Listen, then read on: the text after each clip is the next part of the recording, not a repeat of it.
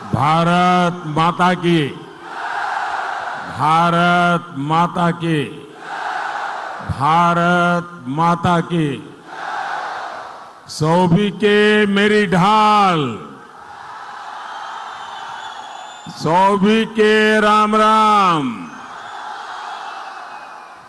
मां बाला सुंदरी, रेणुका मां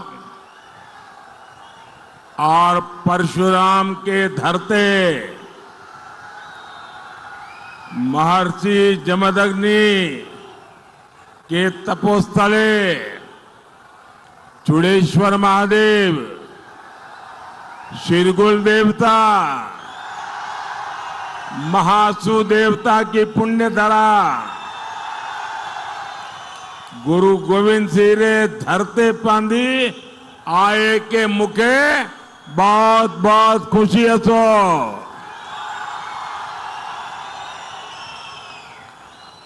मेरे साथ बोलिए भारत माता की।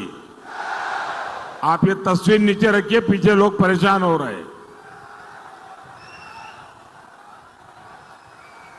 भारत माता की, भारत माता की। ऐसा लग रहा है कि अपने घर आया हूं।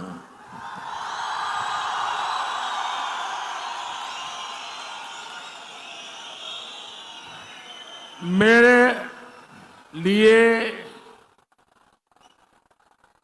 न नाहन नया है और ना ही सिरमौर नया है, लेकिन मुझे कहना पड़ेगा आज का माहौल नया है। मैं यहां संगठन का काम करता था, आप लोगों के बीच में रहता था, चुनाव भी लड़वाता था, लेकिन यहां सिरमौर में इतनी बड़ी रैली मैं खुद कभी नहीं कर पाया।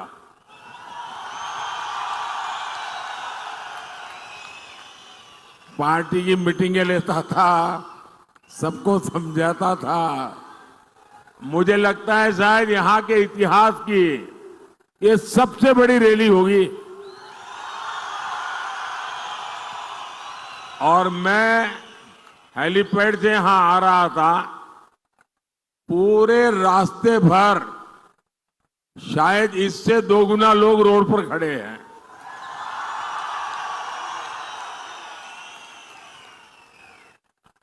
आपका ये प्यार, आपका ये आशीर्वाद मुझे हमेशा हमेशा हिमाचली बना के रखता है।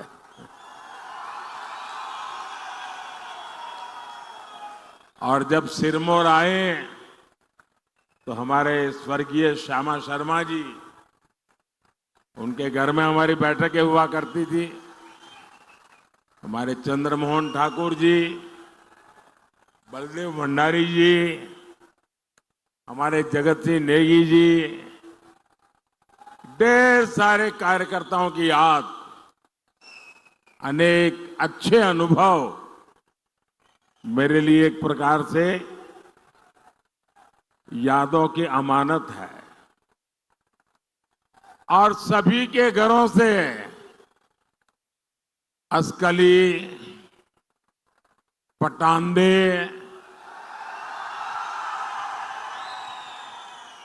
और सिडको,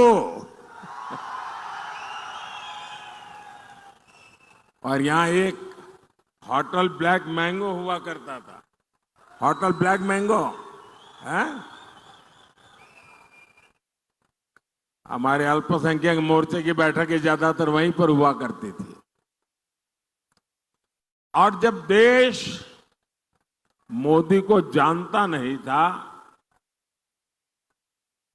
तब भी आप लोगों ने मुझे आशीर्वाद देने में, प्यार देने में कोई कमी नहीं रखी।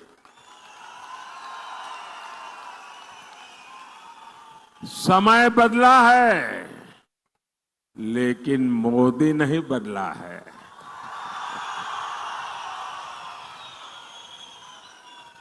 मोदी का हिमाचल से रिश्ता वही पुराना रिश्ता है।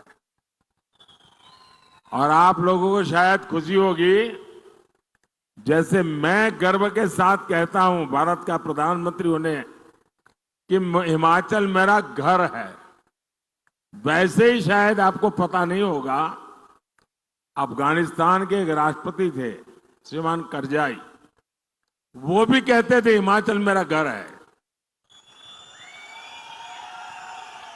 क्योंकि वो शिमला में पढ़े थे।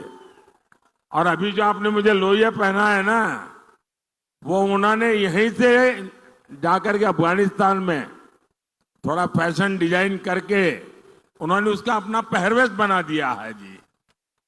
यानी यही हिमाचल की ताकत है कि जो इतना लगाव रखती है। साथियों, आज मैं आपसे तीसरी बार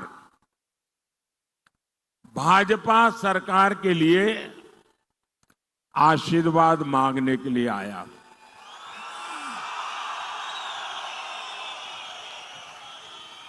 और मुझे आशीर्वाद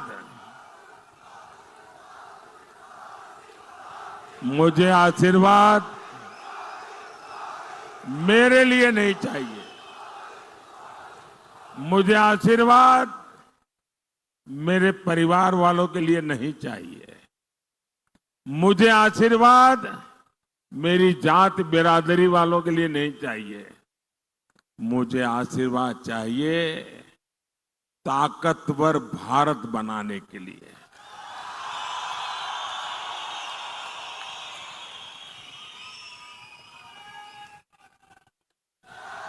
मुझे आशीर्वाद चाहिए विकसित भारत बनाने के लिए। मुझे आशीर्वाद चाहिए विकसित हिमाचल के लिए। देश में 5 चरणों के चुनाव हो चुके हैं। बीजेपी एनडीए की सरकार बननी पक्की हो चुकी है।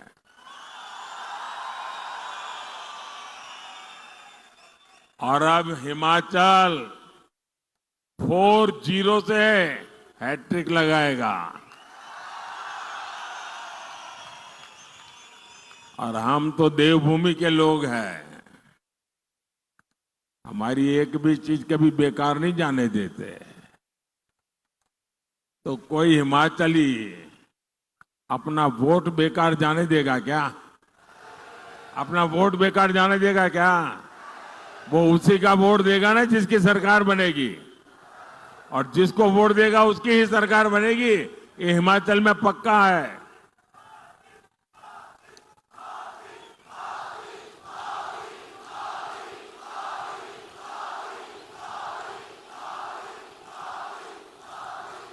मेरे साथ बोलिए फिर एक बार, फिर एक बार, फिर एक बार। साथियों, हिमाचल प्रदेश सीमा से सटा हुआ राज्य है। हिमाचल के लोग एक मजबूत और ताकतवर सरकार का मतलब जानते हैं। मोदी आपके लिए जान की बाजी लगा देगा, लेकिन आप पर कभी संकट नहीं आने देगा। आपने कांग्रेस का दौर देखा है, जब एक कमजोर सरकार देश में हुआ करती थी, उस समय पाकिस्तान हमारे सिर पर चढ़ करके नाचता था। कांग्रेस की कमजोर सरकार दुनिया में गुहार लगाती फिरती थी। मोदी ने कहा, भारत अब दुनिया के पास भीख नहीं मांगेगा, भारत अपनी लड़ाई खुद लड़ेगा। और फिर भारत ने घर में घुस करके मारा।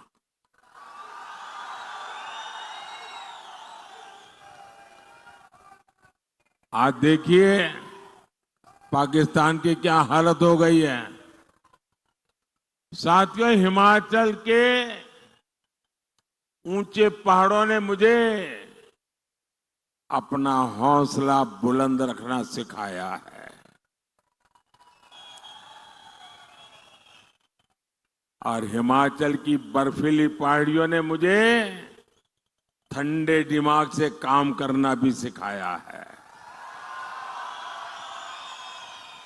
पहाड़ों ने मुझे अपना सिर गर्व से ऊंचा रखना सिखाया है। और मैं मां भारती का अपमान नहीं सह सकता। लेकिन कांग्रेस मां भारती के अपमान से भी बाज नहीं आती। कांग्रेस को भारत माता की जय कहने से ही दिक्कत है। कांग्रेस को वंदे मातरम कहने से दिक्कत है। ऐसी कांग्रेस कभी हिमाचल का भला नहीं कर सकती। साथियों, यही कांग्रेस है जिसने भारत के सीमावर्ती इलाकों को अपने हाल पर छोड़ दिया था। जब बॉर्डर स्टेट में सड़क बनाने की बात आती थी तो कांग्रेस के हाथ पांव फूल जाते थे। कांग्रेस डर जाती थी कि अगर सड़क बनाई तो उसी सड़क से दुश्मन भीतर आ जाएगा। ऐसी डरपोक सोच मोदी के मिजाज के साथ मेल नहीं खाती है। मोदी ने कांग्रेस के मुकाबले कई गुना ज्यादा पैसे दिए हैं। मोदी ने कहा है बॉर्डर पर सड़कें बनाओ, इंफ्रास्ट्रक्चर बनाओ। आज बॉर्डर किनारे सैकड़ों किलोमीटर नई सड़कें बनी है। आज बॉर्डर किनारे रहने वाले फौजियों का, हमारे लोगों का जीवन आसान हुआ है। साथियों, कांग्रेस ने 4 दशक तक फौजी परिवारों को 1 रैंक 1 पेंशन के लिए तरसाया और कांग्रेस ने कैसा मजाक उड़ाया। हमारे पूर्व सैनिकों की आंख में धूल झोंकी और ऐसा पाप करने में उनको शर्म भी नहीं आई। जब 2013 में भारतीय जनता पार्टी ने मुझे प्रधानमंत्री का उम्मीदवार तय किया और मेरी पहली रैली पूर्व सैनिकों की हुई थी रेवाड़ी में। और रेवाड़ी में पूर्व सैनिकों के सामने मैंने वादा किया था, मैंने गारंटी दी थी कि मैं 1 रैंक 1 पेंशन लागू करूंगा। तो कांग्रेस वाले डर गए, ये मोदी ने नया खेल खेला है तो क्या करे। तो उन्होंने रातों रात अफरा-तफरी में बजट में कहा कि हम भी 1 रैंक 1 पेंशन लागू करेंगे। लेकिन किया क्या, 500 करोड़ रुपए का टोकन डाल करके कह दिया कि 1 रैंक 1 पेंशन लागू करेंगे। ये हमारी फौज के साथ मजाक था, मजाक। ऐसे जैसे किसी बच्चे को कह दे ना कि कोई बात नहीं, शाम को तुझे मुंबई ले जाऊंगा और बच्चा सो जाए, ऐसा पाप किया था उन्होंने। जब मोदी है जिसने आकर के ओआरओपी लागू किया, 1 रैंक 1 पेंशन लागू किया और उन्होंने 500 करोड़ में खेल खेला था 2014 का चुनाव जीतने के लिए, जिसका कोई मतलब नहीं था। मोदी ने जब 1 रैंक 1 पेंशन ओआरओपी लगाया, 1.25 लाख करोड़ रुपया हम फौजियों को दे चुके हैं। अब मुझे बताइए भाई, कहां 500 करोड़ और कहां 1.25 लाख करोड़। ये 500 करोड़ मजाक था कि नहीं था? मजाक था कि नहीं था? फौजियों की बेइज्जती करने का इरादा था कि नहीं था? फौजियों का अपमान था कि नहीं था? और इसलिए ही तो लोग कहते हैं मोदी जो गारंटी देता है ना, वो गारंटी पूरी होने की गारंटी होती है। भाइयों और बहनों, एक तरफ मोदी की गारंटी है, दूसरी तरफ कांग्रेस का बर्बादी का मॉडल। कांग्रेस सत्ता पाने के लिए कांग्रेस ने हिमाचल के लोगों से खूब झूठ बोला। कहा पहली कैबिनेट में ये होगा, वो होगा, पता नहीं क्या क्या बता दिया। और मेरे हिमाचल के लोग तो बड़े भले, बड़े प्यारे लोग हैं। उनको लगा हो सकता है ये ईमानदारी से बोलते होंगे। पहली कैबिनेट में तो कुछ हुआ नहीं, बल्कि कैबिनेट ही टूट फूट गई। साथियों, इतनी बड़ी संख्या में यहां मैं माताओं बहनों को देख रहा हूं। आप मुझे बताइए, कांग्रेस ने कहा था आपको 1500 रुपया देगी। क्या 1500 रुपया मिला? क्या मिला? क्या किसी के घर में आया? क्या कांग्रेस ने गोबर का पैसा देने का वादा किया था, किसी को मिला? क्या जरा जोर से बताओ ना भाई, डरो मत। मिला क्या? ये अभी ज्यादा दिन रहने वाले नहीं है, आप जरा हिम्मत से बोलो। मैं नौजवानों से पूछता हूं, पहली कैबिनेट में 1 लाख नौकरियां मिलनी थी, ये वादा किया था, मिल गई क्या? अरे पूरी ताकत से बताओ ना, जरा इनके दिल्ली के आकाओं को पता चले कि कैसा झूठ का खेल आपने इस पवित्र भूमि के पवित्र लोगों के साथ किया है। अरे नौकरी छोड़ो, ये तालाबाज कांग्रेस है, तालाबाज। ये तालाबाज कांग्रेस सरकार ने नौकरी की परीक्षा कराने वाले आयोग को ही ताला लगा दिया। अब ये तालाबाज सरकार आपके भविष्य का ताला खोल सकती है क्या?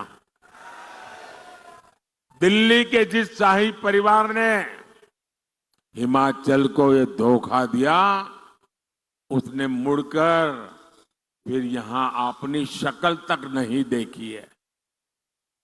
भाइयों बहनों, मैं पिछले 30 साल से आपके बीच रहा हूं और शायद ही कोई ऐसा वर्ष होगा जब मैंने हिमाचल आकर के इस मिट्टी को माथे पर न चढ़ाया हो।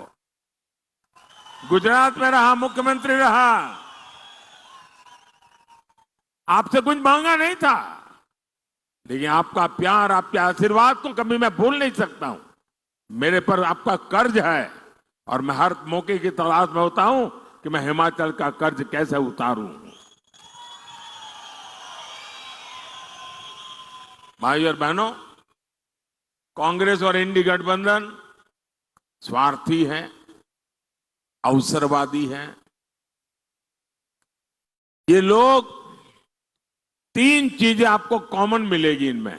ये पत्रकार मित्र जरूर इस पर रिसर्च कर सकते हैं, गौर कर सकते हैं। आपको बड़ा खजाना मैं दे रहा हूं, आपको काम आ जाएगा।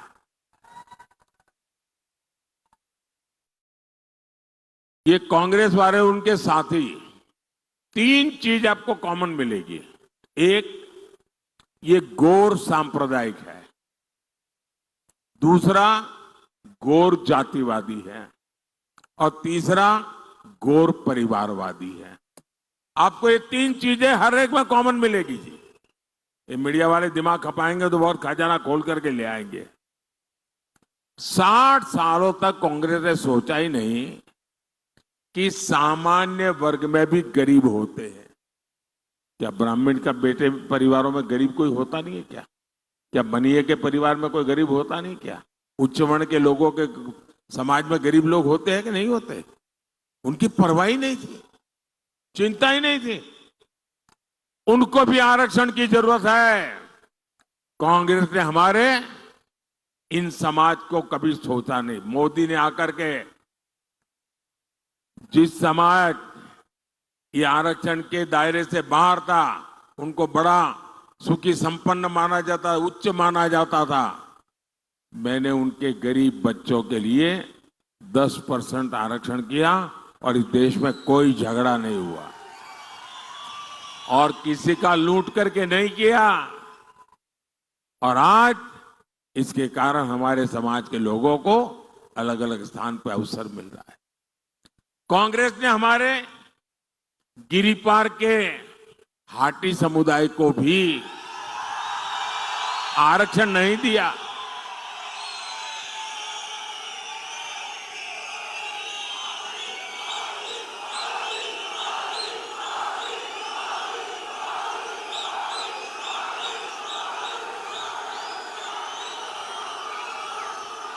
ये होता है प्यार।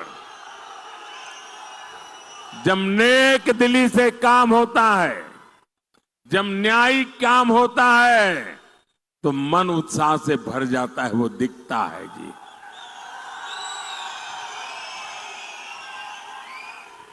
और ये सारे काम मोदी ने आपका कर्ज उतारने के लिए किए हैं।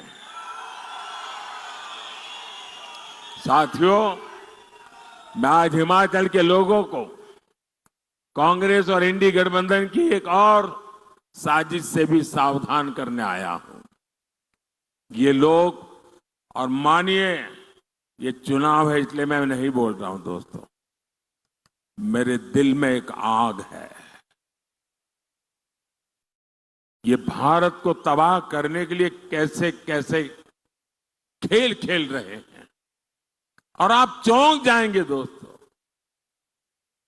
हमारी संविधान सभा ने, बाबा साहब आंबेडकर ने, जो हमारे एससी, एसटी, ओबीसी समुदाय है, जिनको आरक्षण दिया, ये कांग्रेस वाले और उनके साथी वो सारे आरक्षण आपके खत्म करके अपनी वोट बैंक, जो वोट जिहाद की बातें करते हैं, उन मुसलमानों को दे देना चाहते हैं।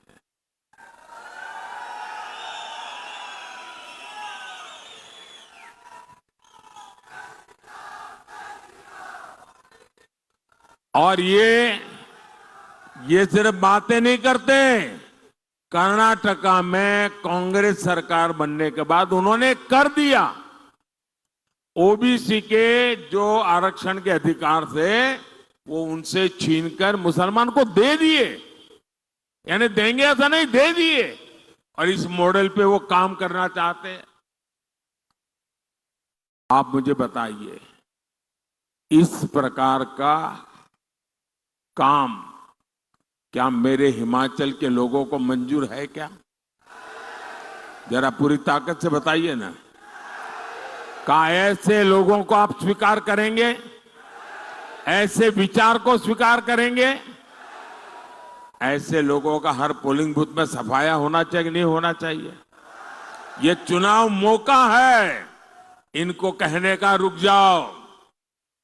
ये चुनाव उनको कहने का मौका है, रुक जाओ, बहुत हो चुका, अब हम देश को तोड़ने नहीं देंगे। साथियों, इंडी गठबंधन की साजिश का ताजा उदाहरण पश्चिम बंगाल में सामने आया। 2 दिन पहले ही कलकत्ता हाईकोर्ट ने वहां 77 मुस्लिम जातियों के आरक्षण को खत्म कर दिया। कोर्ट ने किया। आप लोग कल्पना कर सकते हैं, मुसलमान की 77 जातियों को इंडी गठबंधन वालों ने रातों रात ओबीसी बना दिया था, और ओबीसी का जो हक था वो उनको दे दिया था। अदालत ने उसको गंभीरता से लिया। इन 77 मुस्लिम जातियों को नौकरी में, पढ़ाई में, हर जगह मलाई मिल रही थी। ऐसा करके इंडी गठबंधन ने ओबीसी के हक पर डाका डाल दिया। ऐसा करके इन लोगों ने संविधान की धज्जियां उड़ा दी है, संविधान की पीठ पे छुरा भोंका है।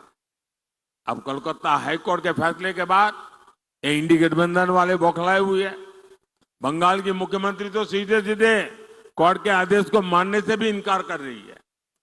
इनके लिए संविधान कोई मायने नहीं रखता, इनके लिए अदालतें कोई मायने नहीं रखती।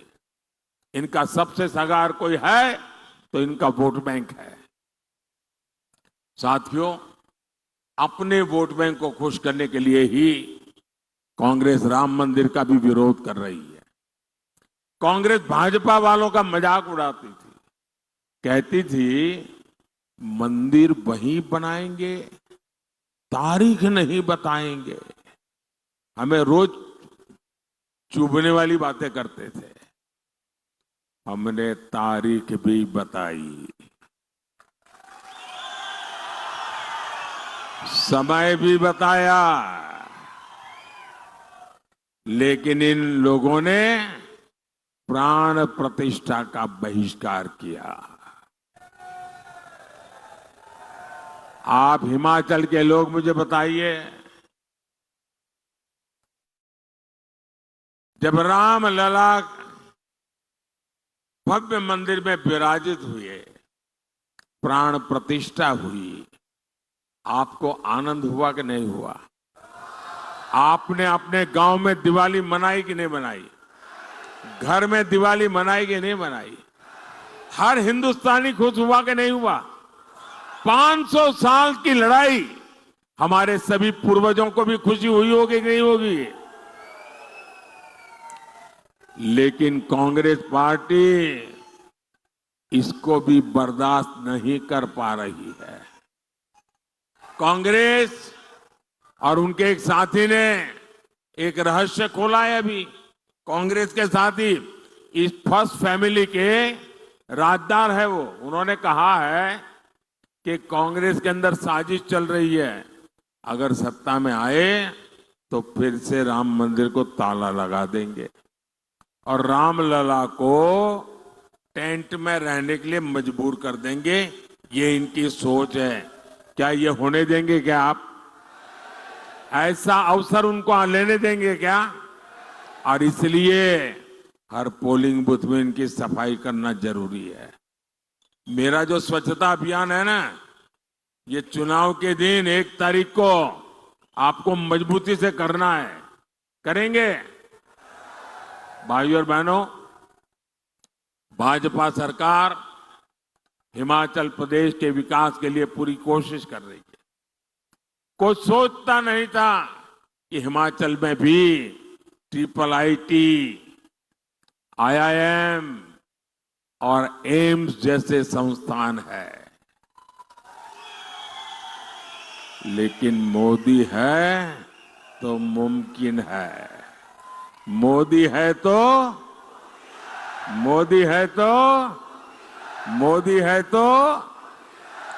हिमाचल को बल्क ड्रग्स पार्क और मेडिकल डिवाइस पार्क मिला है।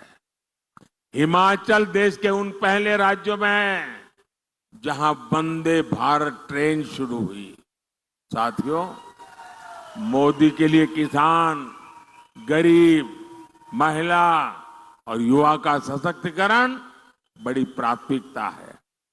5 किलो मुफ्त अनाज और 5 लाख रुपए का मुफ्त इलाज, ये मोदी की गारंटी है। हमारे किसानों, बागवानों के खाते में भी सम्मान निधि के 6,000 रुपये आते रहेंगे।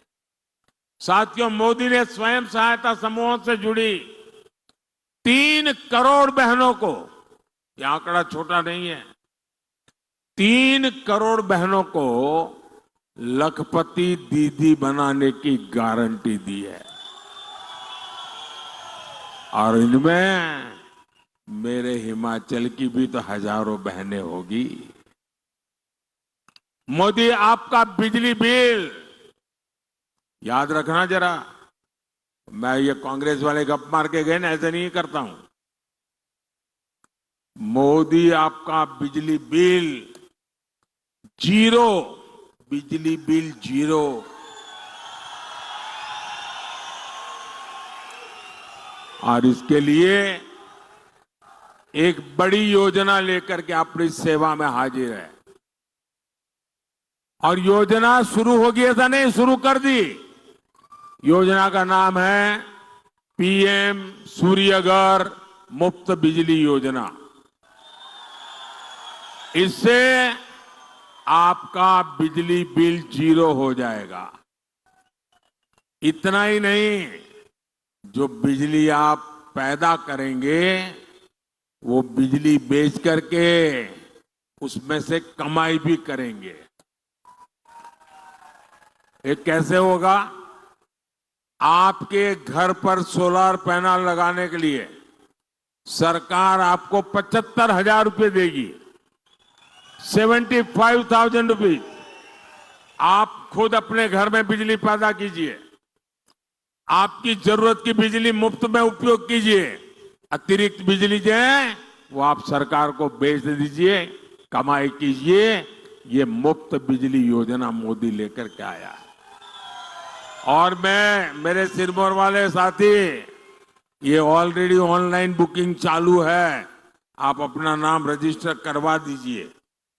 ये बात की बात नहीं है, हो रहा है, काम शुरू हो चुका है। जैसे मोदी ने पहले गारंटियां पूरी की, वैसे ही ये गारंटी भी मोदी पूरी करेगा।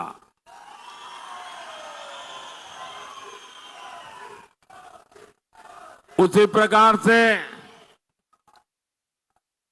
साथियों, जो मुफ्त अनाज योजना है, तो मोदी का संकल्प है गरीब के घर का चूल्हा जलते रहना चाहिए, गरीब का बच्चा भूखा सोना नहीं चाहिए।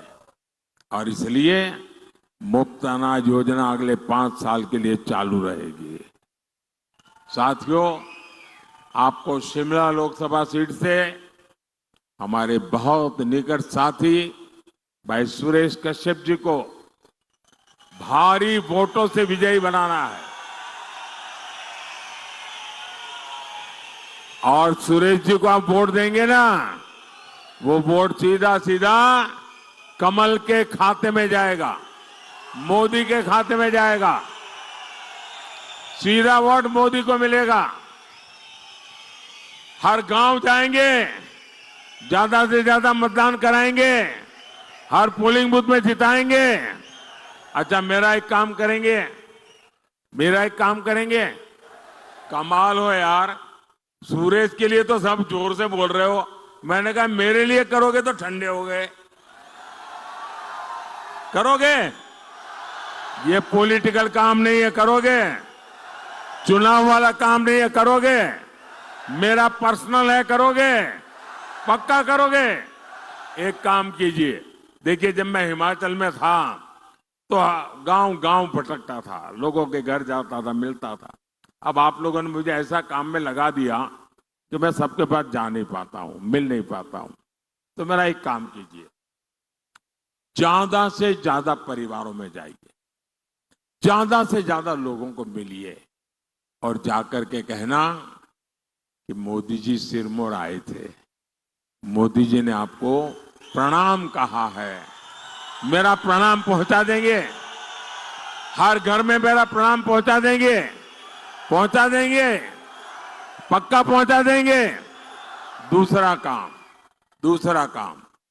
दूसरा काम, हम तो देवभूमि के लोग हैं, हमारे यहाँ हर गांव के अपने देवी देवता होते हैं, अपने देवता होते हैं, देवता का आगमन होता है, हर गांव के अंदर एक पूजा स्थल होता है।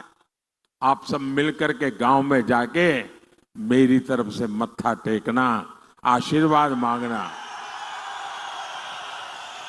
देवी देवताओं के आशीर्वाद मांगना, ताकि विकसित भारत का सपना हम जितना जल्द हो सके पूरा कर सके। मेरे साथ बोलिए, भारत माता की, भारत माता की, भारत माता की। बहुत बहुत धन्यवाद।